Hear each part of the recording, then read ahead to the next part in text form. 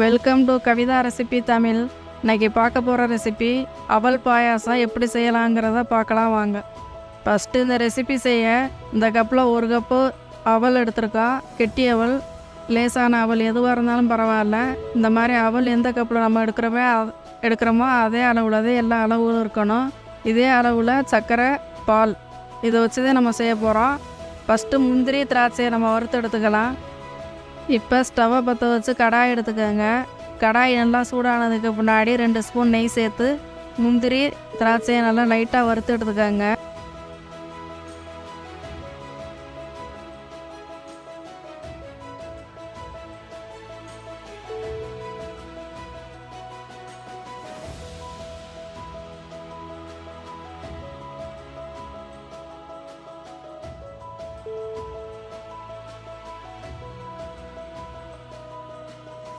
இந்த வறுத்த நெய்யிலே இந்த அவலையும் சேர்த்து நல்லா இந்த மாதிரி வதக்கிக்கணும்.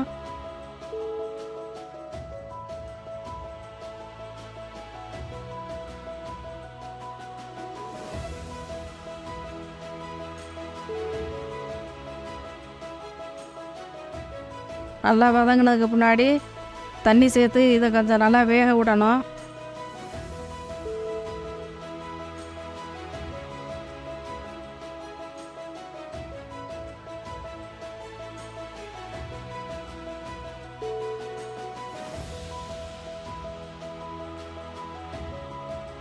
வேகிறப்ப ஒரு 2 நிமிஷம் 3 நிமிஷம் கழிச்சு இந்த மாதிரி செக் பண்ணிக்கோங்க. வெந்துருச்சுன்னா அப்படி கையை வச்சு நசுக்கி பார்க்குறப்ப நல்லா அவல் வெந்திருக்கும். பால் கடைசியாக தான் சேர்க்கணும். இடையில நம்ம சேர்த்தோம்னா திரிஞ்சுக்கிறதுனால நீங்கள் கடைசியாக சேர்த்துக்கோங்க. இப்போ அவல் வேக நோட்டிக்கு இந்த மாதிரி ஸ்டவ்வை லோ ஃப்ளேமில் வச்சுட்டு இந்த மாதிரி கரண்டியை வச்சு கிளறிக்கிட்டே இருக்கணும். இப்போ பாருங்கள் இந்த அளவுக்கு வெந்திருக்கு பார்த்தீங்களா. இப்போ சர்க்கரையை சேர்த்து இது கூட நல்லா மிக்ஸ் பண்ணிக்கோங்க. அவல் எந்த கப்பில் எடுக்கிறோமோ அதே கப்பில் 3/4 அளவு சர்க்கரை கரெக்டாக இருக்கும். இதை சேர்த்து இந்த மாதிரி நல்லா கலந்துக்கோங்க.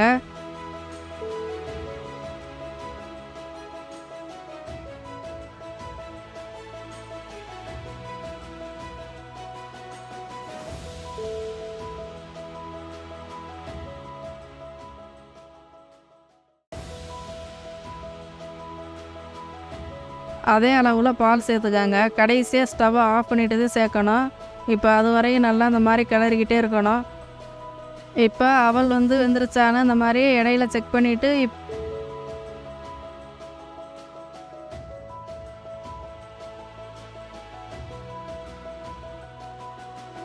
இப்போ ஸ்டவ்வை ஆஃப் பண்ணிவிட்டு இந்த பால் 1 கப்பு பாலை இது கூட சேர்த்து நல்லா இந்த மாதிரி கலந்துக்கோங்க.